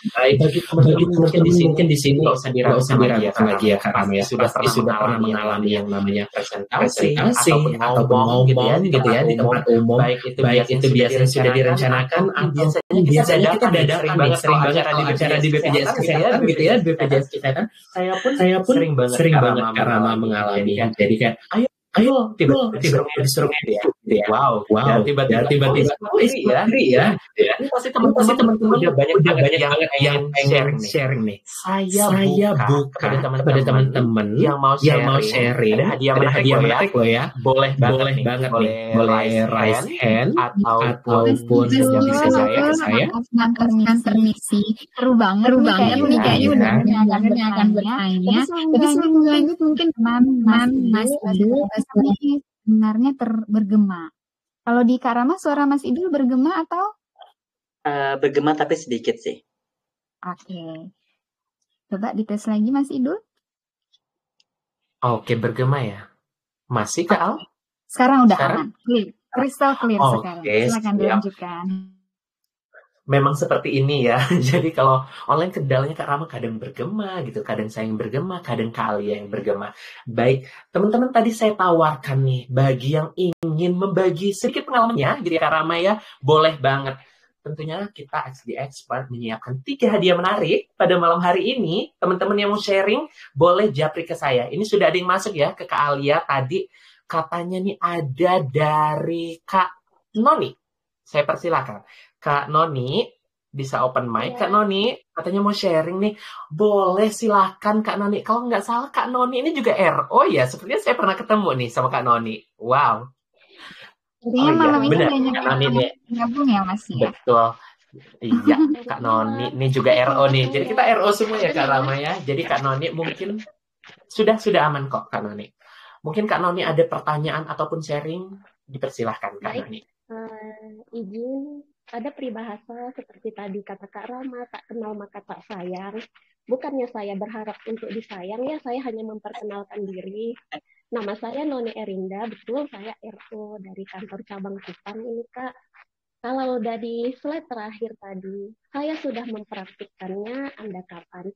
Saya sudah juga Kak, kebetulan gitu ya. Tapi tadi yang ingin saya tanyakan, kita kan sebagai RO terbiasa ya Kak ya, menyampaikan materi di depan HRD, di depan karena saya pendengar saya yang paling banyak itu adalah 1.500 mahasiswa baru. Itu sama sekali tidak ada grogi. Bahkan saya pernah di depan 200 dosen, bahkan dengan rektornya juga saya menyampaikan dengan percaya diri sekali. Tetapi saat saya bedah buku di kantor cabang saya sendiri, di awal kantor cabang kita, kenapa tekannya itu beda di depan kepala cabang, di depan kabak, dan bahkan di depan adik-adik teman-teman sendiri. Mungkin karena ada perasaan saya harus sempurna, karena saya yang sudah biasa keluar, begitu muncul di kantor cabang sendiri, atmosfernya rasanya beda. Mohon saran dari Kak Rama, karena kan tadi dari aspek paparannya tidak ada slide yang menyatakan aspek audiens. Karena saya pernah membaca salah satu buku, sebelum kita memulai public speaking, sebaiknya kita kenali dulu siapa audiens kita. Nah, yang terjadi di saya, justru saya sudah sangat kenal dengan cabangnya saya sendiri, dengan orang-orangnya. Bagaimana caranya supaya mengurangilah tekanan itu, supaya nanti kalau saya ada kesempatan lagi jangan sampai gini tangannya, seolah-olah aja kita percaya diri, di luar kita singa tapi di rumah sendiri kita kucing nanti dibilang orang. Mohon sarannya Kak Rama. Oke, Kak Rama nih pertanyaan Kak Noni gitu ya. Di luar nih kita singa ya Kak Noni ya. Di dalam jadi singa kecil ya Kak Noni. Lucu yang mengemaskan gitu ya. Kucing gitu ya. Baik Kak Rama, bisa langsung dijawab, disilakan. Oke, terima kasih Kak Noni, ini luar biasa sekali pertanyaannya. Di luar ekspektasi sekali ya. Berarti Kak Noni ini seorang public speaker juga ya, gitu kan. Udah 1.000 lebih orang ya. Biasa. Sharing aja mungkin ya Kak Nani, saya pun sama seperti itu sebenarnya ya. Ketika saya, artinya gini, ketika saya diminta di eksternal gitu untuk melatih public speaking gitu kan, ataupun perform sulap, itu rasanya beda dengan yang ada diminta untuk di kantor cabang sendiri gitu. Itu kenapa? Setahu saya, sepengalaman saya, itu karena ada bias rasa. Artinya gini, kalau misalkan Kanoni pernah dengar seorang psikologi itu tidak bisa mendiagnosa sahabatnya sendiri, temannya sendiri, gitu kan ya. Karena kenapa? Karena diagnosanya akan bias, gitu. Sama halnya ketika saya pun berbicara. Ketika saya berbicara kepada audiens yang belum saya kenal, gitu kan. Itu saya merasa, saya harus menampilkan jati diri pertama saya, first impression saya semaksimal mungkin karena saya menjadi seorang trainer, gitu kan. Tapi ketika kita di depan umumnya, di depan teman-teman kita udah tahu kita kayak gimana gitu, jeleknya kayak gimana di kantor misalnya, gitu. Mereka tahu. Jadi dari rasa itulah pikiran kita sebenarnya dihantui bahwa wah ini mah kan teman-teman saya udah tahu saya jeleknya kayak gimana gitu. Itulah kenapa dalam hipnotis itu sebenarnya saya tuh sangat dilarang sekali untuk menghipnotis teman sendiri. Kenapa? Karena teman sendiri itu akan sedikit pemikirannya sedikit merendahkan saya karena kedekatan kita gitu. Yang saya lakukan apa? Ini biasanya saya sudah latih dari waktu saya kuliah. Yang saya lakukan adalah saya memiliki yang namanya star syndrome kan. Sebenarnya star syndrome ini ada negatif, ada positifnya gitu. Negatif sama positifnya. Saya kenal star syndrome ini ketika saya perform sulap. Ketika saya perform sulap di depan teman-teman komunitas saya gitu kan. Ketika belum perform hamin 1 jam gitu ya, kita bercanda-canda aja gitu kan. Tapi ketika perform ke atas, mereka bilang, Ram, kamu ketika perform kayak nggak kenal. Dia bilang gitu.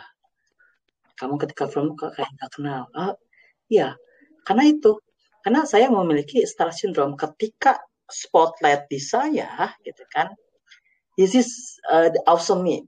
Ini adalah versi terbaik saya. Ini adalah saya yang beda dari orang lain. Seolah-olah nggak apa-apa loh. Kalau misalkan kita seolah-olah nggak kenal sama kepala cabang misalnya, nggak kenal sama kepala bagian kita, sama atasan kita nggak kenal, nggak apa-apa sebenarnya. Seperti itu. Karena itu yang menghantui diri kita. Oh ini udah kenal, nggak enak. Ini udah kenal, dia udah tahu saya kayak gimana, kayak gitu. Jadi anggap aja kenal. Itu yang biasa yang saya lakukan sih Kak. Gitu. Mungkin ada dari saran yang lain boleh. Gitu. Terima kasih. Oke, Kak Noni terjawab. Terjawab ya Kak Noni ya. Jadi emang gitu, kita tuh bawaannya nggak enakan ya Kak ya. Kalau sama teman sendiri udah kenal deket gitu ya. Jadi bawaannya tuh, aduh gimana nih salah ngomong nggak ya? Tapi kalau misalnya kita di luar kayak, wow baru pertama kali ketemu, oh ya udahlah gitu ya. Oke, bisa dilanjut Kak Alia. Mungkin ada lagi nih teman-teman yang mau bertanya. Open mic kita silahkan. Gimana Kak Alia? Baik, terima kasih banyak Mas Idul. Sebelumnya kita menggunakan kesempatan ini untuk menyapa leader kita dulu kali ya. Yang sudah tadi ada bergabung, mungkin ada Ibu Deswita Yani. Assalamualaikum warahmatullahi wabarakatuh. Ibu, selamat malam. Malam, Mbak. Selamat malam, Bapak Ibu. Kak Rama juga Mas Idul. Ibu Deswita ini terakhir yang kami tahu adalah seorang kepala cabang. Namun saya mohon izin Ibu mungkin boleh diingatkan kembali saat ini Ibu di cabang mana, Bu? Cabang Sintang, Mbak.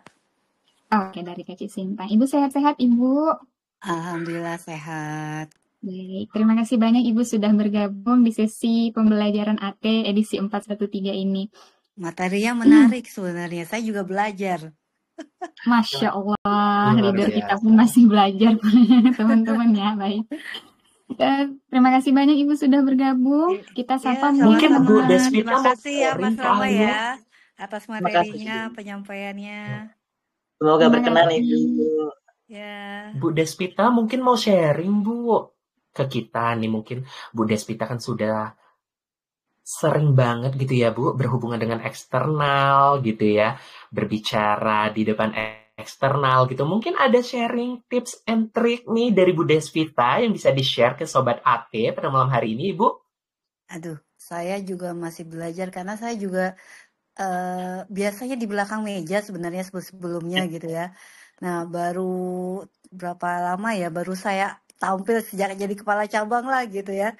Jadi sering tampil di depan, presentasi gitu ya, presentasi di depan banyak orang ya. Kalau misalnya di internal tadi justru saya lebih amannya di internal gitu, jadi lebih agak smooth lah dibandingkan dengan ke eksternalnya gitu. Grogi pasti pernah, kelupaan pasti pernah gitu ya. Tapi memang latihan. Nah itu sih.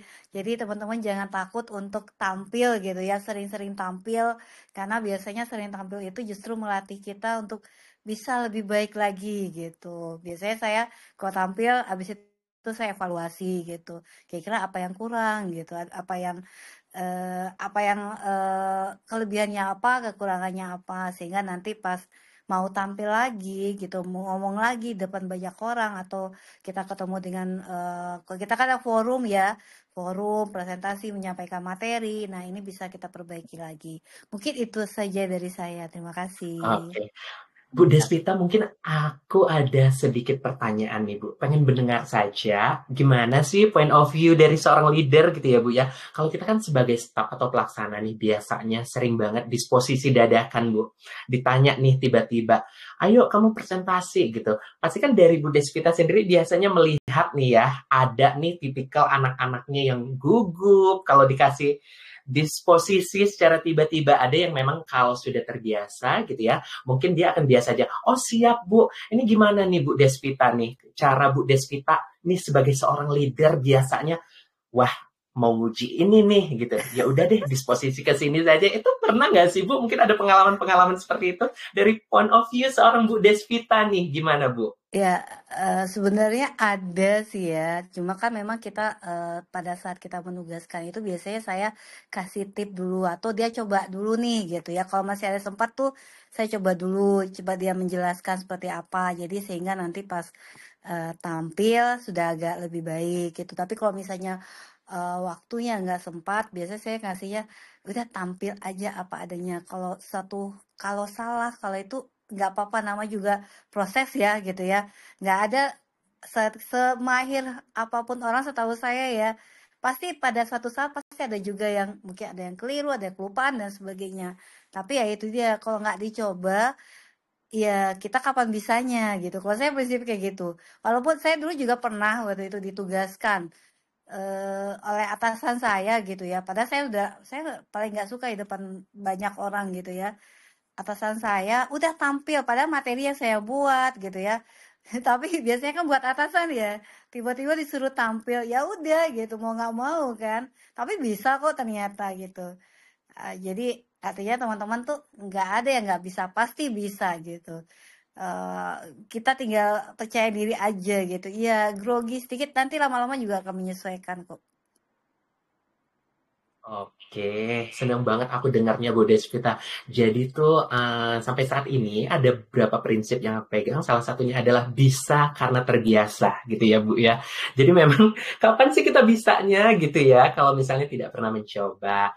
Baik, terima kasih Bu Desvita atas sharingnya, luar biasa. Sama-sama. Thank you Bu. Kita sebagai staff juga tahu nih. Soalnya kita biasanya grundel. Grundel tuh bahasa Jawanya apa ya? Kayak aduh, kok aku sih tiba-tiba kok gue lagi sih gitu Bu Desvita. Padahal niatnya Ternyata baik memang kok ada gitu ya. benar, ada maksud dan tujuannya, niatnya baik gitu Bu Desvita. Thank you Bu Desvita atas Terima kasih banyak pandangannya. Ibu sharingnya. Terima kasih Ibu, sehat-sehat. Assalamualaikum warahmatullahi wabarakatuh. Terima kasih banyak Mas Idul, keren banget pertanyaannya. Ternyata kurang lebih seperti inilah ya pandangan leader kita, ekspektasi leader kita juga terhadap kita. Terima kasih banyak. Selanjutnya kita sebenarnya saya mau mempersilahkan satu orang dulu nih untuk open mic lagi biar bertanya langsung ke Kak Rama. Apa ke Akang Rama? Kami persilakan.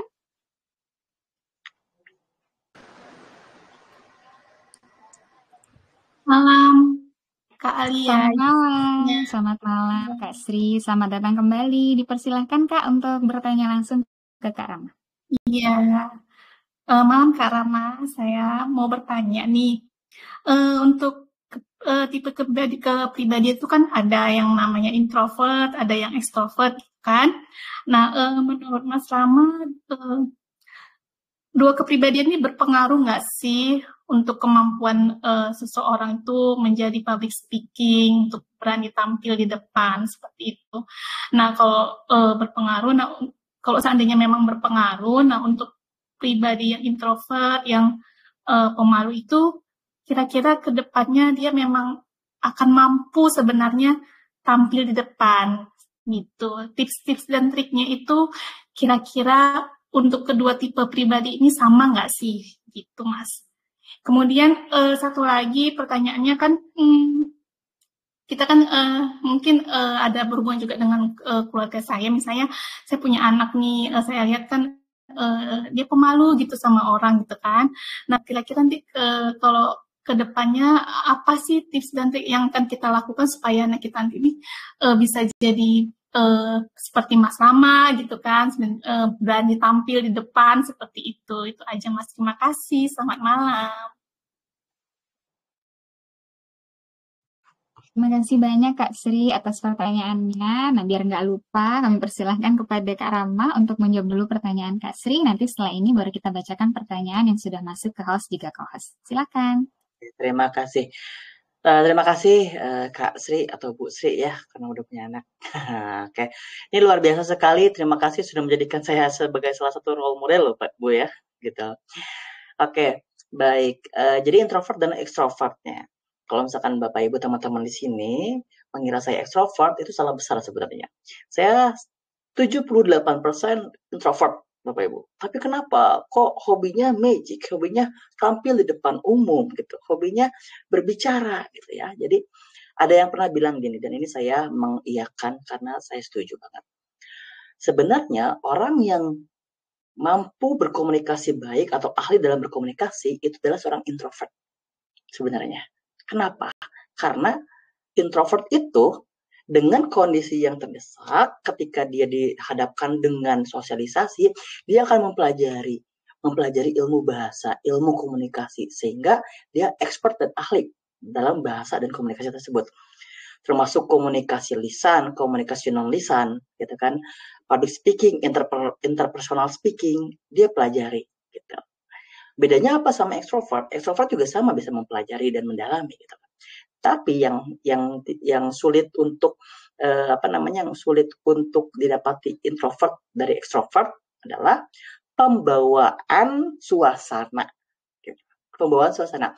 Bapak Ibu pernah nggak sih kalau misalkan nongkrong gitu kan, kita nongkrong gitu, pasti ada aja satu dua yang pecahnya tuh gongnya tuh di dia aja terus, gitu. Gongnya tuh di dia, ketawanya di dia, jokesnya di dia gitu kan. Yang menghidupi suasana tongkrongan itu dia gitu. Nah, dia itu adalah ekstrovert gitu. Jadi dia stamina energi untuk bersosialisasinya sangat tinggi sekali gitu ya. Itu bedanya introvert dan ekstrovert. Bisa nggak introvert maju di depan umum atau ekstrovert atau introvert? Bisa banget ya. Jawabannya bisa banget. Kenapa? Karena ini berkaitannya dengan rasa percaya diri, confidence ya, confidence. Biasanya kalau kita mau confidence, awal mulanya itu kita harus ada yang namanya knowledge, ilmunya dulu. Biasanya kalau misalkan saya udah punya ilmunya, saya percaya nih buat menyampaikan kayak gitu ya. Nah, kalau misalkan kita punya anak atau misalkan kita sendiri yang pemalu gitu ya, gimana caranya biar kita bisa membuka diri gitu ya terhadap suasana lingkungan sosial gitu ya. Ini ada beberapa challenge ya, tantangan sebenarnya Bu. Ini biasanya saya lakukan juga nih. Yang pertama adalah biasakan menyapa. Biasakan menyapa di pagi hari ketika anaknya atau misalkan kita pekerja gitu kan, pasti kan ketemu namanya security, ketemu namanya TAD, ketemu namanya OB dan lain-lain. Sapa aja, nggak tahu namanya, sapa aja. Halo pagi, selamat pagi Pak, pagi Bu, sapa aja, gitu, dengan senyuman. Itu biasanya akan membuka opsi kita bahwa, oh ternyata orang-orang itu baik loh, gitu. Karena biasanya introvert tuh atau pemalu tuh dia nggak mau ke sosial karena ketika dia sudah berbicara tapi tidak didengarkan misalnya. Atau dia terlalu takut duluan gitu. Saya takut untuk tidak didengarkan. Saya takut dicampakkan gitu. Tapi dengan cara menyapa orang yang sudah kita kenal, tetangga misalnya, dan tetangga tuh pasti nyapa balik gitu kan, itu membuka pikiran kita bahwa oh ternyata orang itu baik loh, ternyata orang itu bisa kok diajak ngobrol dan saya pun dianggap sama mereka. Itu yang pertama, rasa terbukanya dulu yang yang diraih gitu. Saya biasanya seperti itu. Kemudian yang kedua, namanya confidence itu Bapak Ibu, itu ada 2 faktor untuk membukanya. Ada internal sama eksternal. Eksternal itu maksudnya gini, kadang ada orang yang nggak mau untuk keluar karena mereka malu terhadap dirinya sendiri gitu. Misalnya saya nggak punya kemeja bagus, ya udah beli, apa susahnya gitu. Itu faktor eksternal. Contohnya karena nggak ada kemeja bagus, beli kemeja. Nggak ada sepatu bagus, ya silakan beli gitu. Apapun yang bikin diri kita nyaman terhadap itu gitu. Kemudian juga untuk yang percaya diri, ini memang namanya percaya diri itu kayak iman ya. Jadi naik turun gitu percaya diri itu. Kadang kita harus nge-booster sendiri gitu. Kadang kita ada waktunya recharge gitu. Saya pun sama. Ketika saya perform sulap, public speaking misalnya gitu kan, biasanya setelah itu saya perlu recharge dulu nih. Entah itu sehari atau beberapa jam recharge energi dulu gitu. Kalau saya sukanya biasanya menggunakan mindfulness, saya biasanya seperti itu. Ya, gitu. Jadi recharge energi saya bisa dalam kamar misalnya mindfulness gitu kan. Itu sangat membantu sekali gitu. Jadi intinya baik introvert maupun extrovert keduanya sangat-sangat bisa untuk menjadi seorang ahli komunikasi, ahli public speaking. Cuman kalau tujuannya untuk mempromosikan diri, misalnya saya pengen jadi seorang trainer dan lain-lain gitu kan, saya ingin marketing dan lain-lain, biasanya ada tekniknya. Tekniknya adalah yang berkomunikasi, ahli komunikasi itu introvert. Dia bisa membaca situasi lawan bicara kita, klien kita, calon klien kita, situasi sekitar dari gerak tubuhnya itu introvert. Tapi yang bisa membawa suasana extrovert. Makanya saya seorang introvert, sering banget ketika mau deal dengan klien, saya bawa teman saya yang extrovert. Yang topik pembicaraannya itu dari A, Z ke A lagi. Gitu. Tinggal dimainin tekniknya aja. Kalau misalkan memang tujuannya untuk marketing, untuk apa dan lain-lain. Gitu. Jadi intinya introvert, extrovert semuanya bisa jadi ahli komunikasi. Untuk percaya diri itu juga bisa dibangun dari diri sendiri, dibantu dengan eksternal. Itu mungkin yang bisa saya jawab, Bu Sri. Terima kasih. Oke, baik. Thank you banget Kak Rama, jawabannya luar biasa loh ya. Kita tuh semakin paham karena selama ini kan stigma yang ada gitu ya. Kalau kamu pinter ngomong gitu ya, kayak aku nih Kak, selalu dicap, oh kamu tuh orangnya extrovert banget gitu ya, karena suka ngomong, cepat akrab dengan segala orang gitu. Padahal sebenarnya tuh nggak ada kaitannya gitu ya. Ternyata Kak Rama sendiri adalah seorang introvert gitu. Wah luar biasa nih jawaban dari Kak Rama. Aku senang banget Kak Rama, karena pada malam hari ini gitu ya, Duta BPJS Kesehatan gitu ya, yang kita nggak tahu mungkin ya, kita nggak mengenal sebelumnya antara satu dengan yang lain, karena memang luas banget gitu ya, kantor cabang kita, ternyata mempunyai kemampuan public speaking yang bagus banget Kak Rama. Dan aku baru tahu nih Kak Rama dari Sukabumi gitu, mungkin teman-teman Sobat XD Expert, baik itu siapapun itu, Duta BPJS Kesehatan bisa banget ya Kak Alia ya, yang mau sharing ke kita, atau mungkin teman-temannya yang mau merekomendasikan ke kita ya Kak Al, boleh banget nih, kita dapat ilmu baru, banyak banget, dan pengalaman yang luar biasa nih. Terutama seperti Kak Rama nih, kita sebelumnya nggak tahu nih, ternyata dapat ilmu baru gitu ya Kak Alia ya. Ternyata Kak Rama seorang certified loh BNSP gitu. Teman-teman yang mau ngerekomendasiin, mungkin punya teman kantor cabang yang belum pede nih, mau langsung japri ke kita, Kak, aku mau dong ngisi materi gitu, sharing session gitu ya. Ini boleh banget rekomendasiin temennya ke kita ya Kak Alia ya. Nanti kita buat acara yang seru seperti itu. Betul. Dan jangan takut ya, mungkin semoga aja malam ini semuanya sudah mendapat paparan materi dari Kak Rama terkait meningkatkan kepercayaan diri dalam public speaking. Jadi semoga mulai hari ini dan ke depannya tidak lagi ada ketakutan, keraguan terhadap diri sendiri untuk sharing ilmu dalam bentuk apapun itu, dan kesempatan terbuka seluas-luasnya di ASD Expert tentunya untuk mendapatkan ilmu, juga membagikan ilmu. Thank you banget Mas Idul juga Kak Rama. Gimana kalau kita bacain lagi pertanyaan yang udah masuk ke host juga ke host? Boleh banget. Kak Rama ini sebenarnya pertanyaannya banyak banget Kak Rama ya. Nyampe kita kan menyiapkan hanya 3 souvenir nih Kak Rama ya. Sedangkan pertanyaan masuknya udah 10 ya Kak Rama ya. Jadi kita agak bingung bagi teman-teman, nanti jangan kecewa. Misalnya pertanyaannya belum sempat kita bacakan semua gitu ya.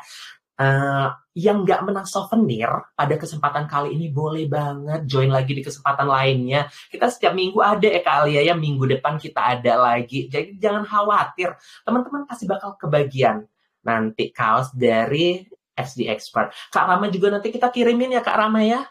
Terima kasih, luar biasa Seneng sekali. banget loh aku seneng banget loh dengerin materi malam hari ini. Jadi nanti Kak Alia kita kirimin juga ya Kak Alia. Oke, lanjut Kak Alia. Mungkin kita baca pertanyaan berapa nih Kak Alia nih? Oke, mungkin ini ada dari Kak Dea. Pertanyaannya saya izin bacakan ya, Kak Rama. Mau nanya dong atau minta saran kali ya dari Kak Rama, tips dan trik pas kita lagi latihan ngomong, ini by voice atau voice note. Terus biasanya itu kita berasa kayak malu gitu sama nada suara kita sendiri yang medok. Ini masih latihan aja udah insecure duluan. Jadi gimana? Itu pertanyaan nomor 1. Yang kedua, gimana cara kita menghadapi ketika kita tiba-tiba lupa nih materi apa yang mau disampaikan. Mungkin karena gugupnya tadi itu ya. Even sudah menyiapkan skrip, mungkin tiba-tiba blank gitu. Nah, silakan Kak Rama, ada 2 pertanyaannya. Oke, baik. Yang pertama dulu ya. Yang pertama, medok biasanya gitu ya. Pertama gini, ada biasanya orang-orang itu kalau misalkan mau public speaking gitu, atau misalkan latihan melalui bikin konten misalnya ya, kemudian dilihat kontennya, aku kok medok ya gitu kan. Terus suaranya kok aneh gitu kan. Nah, jadi pertama mengenai suara yang asing didengar itu sebenarnya kita harus dibiasakan dulu kita mendengar suara kita secara real, asli. Karena ketika kita ngomong, suara yang kita dengarkan sendiri gitu kan, itu melalui rongga-rongga gitu kan. Jadi sudah berbeda dengan suara aslinya. Jadi memang pertama harus dibiasakan dulu voice note dan lain-lain, kemudian didengarkan kembali. Itu udah bagus banget ya. Yang kedua, medok, masalah medok. Ini sebenarnya pertanyaannya gini, medok itu apakah sebuah kekurangan? Tentu saja tidak, bukan. Tapi itu kelebihan sebenarnya. Jadi itu adalah khasnya gitu ya, khasnya kita sebenarnya medok itu. Cuman memang ada beberapa hal yang memang tidak medoknya itu harus dikurangi. Apalagi kalau misalkan dalam tingkat misalnya nasional seperti itu, atau misalkan internasional apalagi gitu ya. Jadi medok ini sebenarnya bukan kekurangan sama sekali. Kita juga berarti harus membiasakan diri, dan kalau kita menggunakan creative thinking, kita cari nih gitu ya, kita cari apa sih kelebihan kita yang dari medok ini mau dijadikan apa sih gitu. Itu menjadi hal yang positif bahkan gitu ya. Tapi kalau misalkan tetap saya nggak mau terlalu medok gitu kan ya. Nah, itu jangan pernah, kalau bisa jangan menggunakan voice note. Jangan menggunakan voice note, tapi menggunakan real manusia, teman. Bahkan kalau bisa temennya yang beda suku misalnya gitu ya, atau yang benar-benar dari kecil sampai besarnya dibesarkan dengan bahasa Indonesia saja misalnya, seperti itu. Kenapa? Karena kalau misalkan kita mendengarkan sendiri, itu kita ada yang namanya asumsi sendiri gitu ya. Tapi kalau karena kan kita berbicara bukan buat diri kita sendiri, tapi buat orang lain. Jadi lebih baik tanyanya ke orang lain juga, karena saya punya pengalaman gitu. Saya asli Sunda, tapi dari kecil di keluarga saya menggunakan bahasa Indonesia. Ketika saya sudah besar, ketemu dengan rekan teman saya juga, teman SD gitu. Ketika saya ngomong Sunda, saya dimarahin. Cina, lu nggak usah ngomong Sunda, nggak enak sebenarnya gitu. Kenapa emang? Nggak enak, nggak aneh pokoknya katanya gitu. Padahal menurut saya biasa aja gitu kan, tapi menurut dia beda gitu. Nah, makanya dari situ lebih baik kalau misalkan mau dievaluasi ada medoknya, itu sama orang lain aja. Kalau cara mengevaluasinya tetap ya kita baca buku, bisa baca buku dengan suara yang lantang ya, suara yang lantang. Nada intonasinya nanti kalau misalkan buku itu biasanya saya gini, ini kata-katanya ditinggikan, tulislah pakai pensil gitu kan di huruf di atasnya oh ini direndahkan, tulis bawah gitu. Nah, biar nggak terlalu medok, jadinya kita membacanya nada gitu. Paling itu aja sih, Kak Alia ya. Semoga membantu. Baik, terima kasih banyak jawabannya Kak Rama, Mbak Dea, semoga terjawab ya pertanyaannya. Mungkin kali berikutnya Mas Idul? Satu lagi mungkin dari penanya yang udah japri ke host. Ini banyak banget sih sebenarnya. Kak Alnya sampai bingung. Kak Rama nggak masalah Kak satu pertanyaan lagi? Karena sebenarnya waktu kan diberikan sampai dengan pukul 20.30 nih. Kita konfirmasi ke Kak Rama dulu nih. Oke Kak Rama, kalau misalnya satu pertanyaan lagi? Boleh, nggak apa-apa. Boleh, bagi yang belum dibacakan nanti pertanyaannya bisa langsung ini ya ke Kak Rama ya. Kalau saya lihat tadi ini di bio-nya Kak Rama seputar karir, asmara, dan sosial katanya. Jadi asmara juga bisa ya Kak? Iya, karena kan Rama asmara ya? juga perlu komunikasi juga. Oh, perlu komunikasi. Baik, nanti kita bisa langsung DM ya Kak Alia ya ke Kak Rama nih. Karena Kak Rama orang Sukabumi, saya bawaannya pengen memanggilnya Akang nih. Kang Rama aja ya. Oke, Kang Rama, saya bingung nih pertanyaannya nih luar biasa banyak. Aduh, saya bingung nih Kak Al. Yang mana nih Kak Al?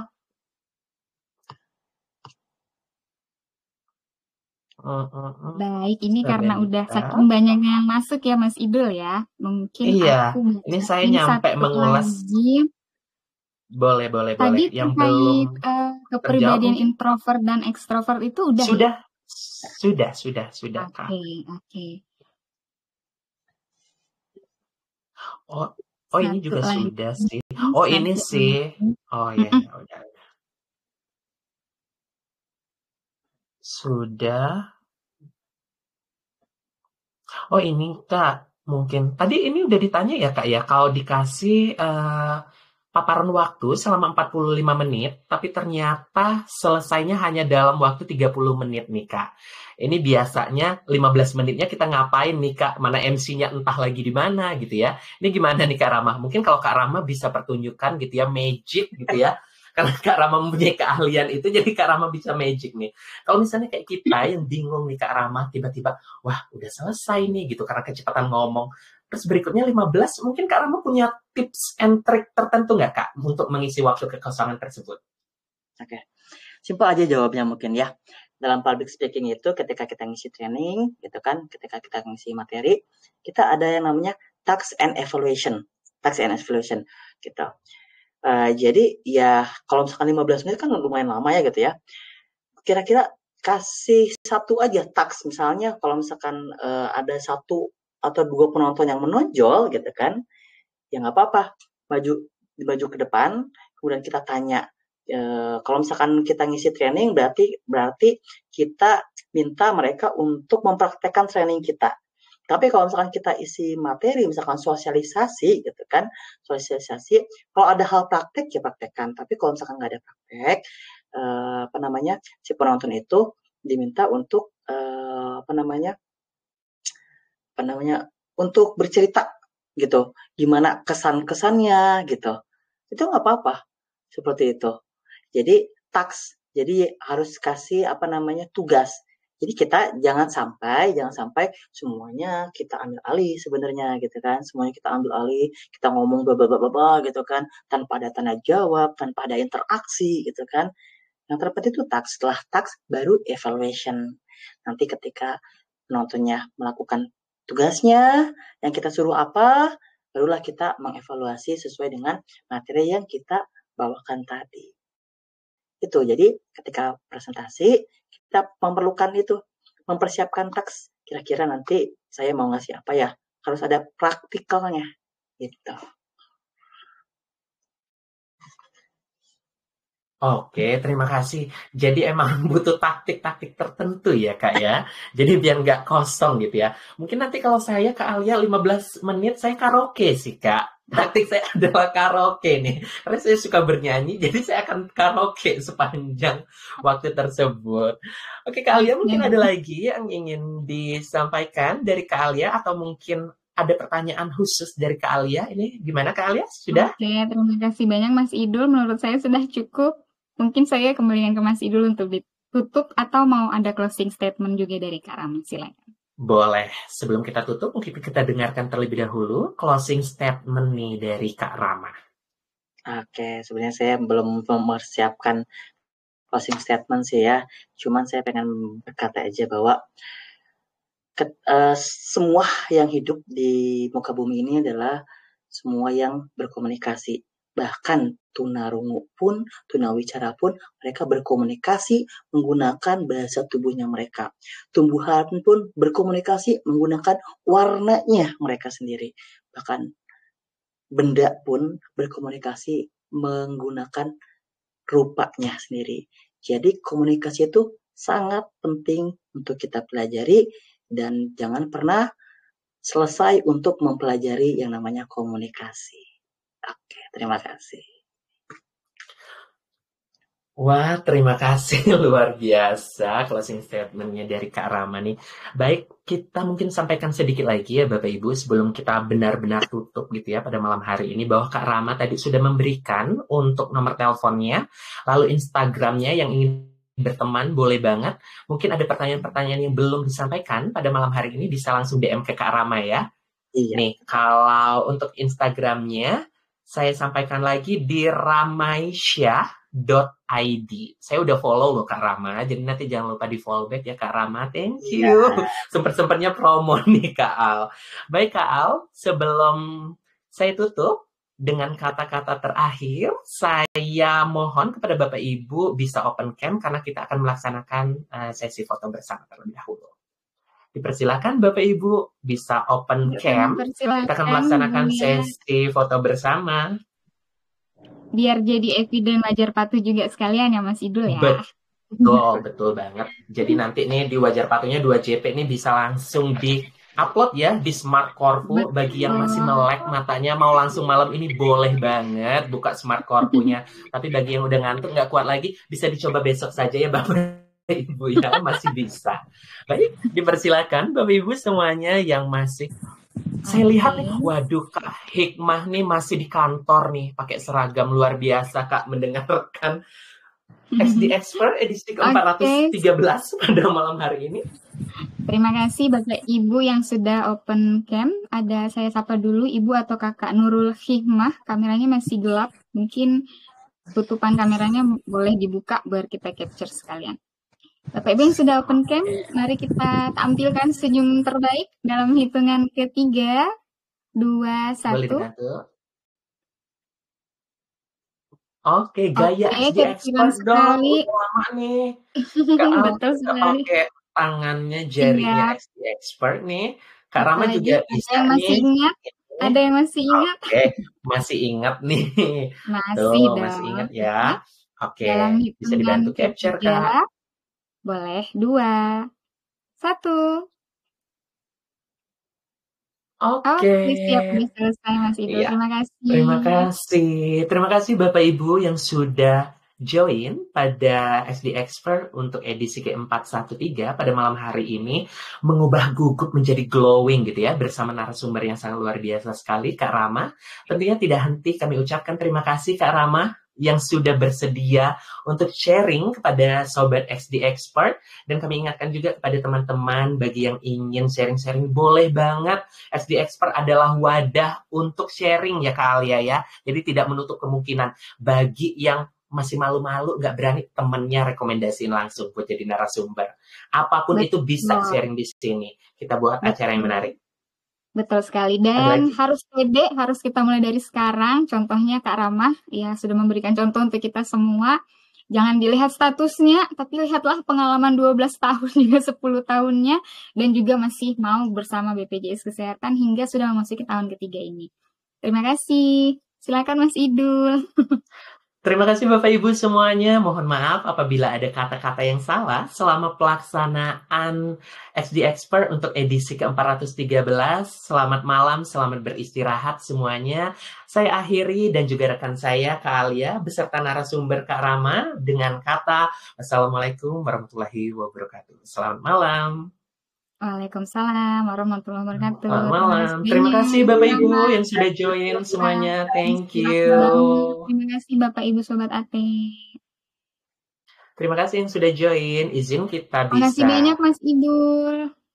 Thank you Kak Alia. Thank you Kak Rama. Keren banget malam ini Kak Rama. Boleh banget nanti nih sharing-sharing ke Kak Rama nih. Waduh, luar biasa nih. Okay. Thank you Kak Rama. Thank you juga Kak. Baik Kak Alia, dipersilahkan untuk di close. Terima kasih.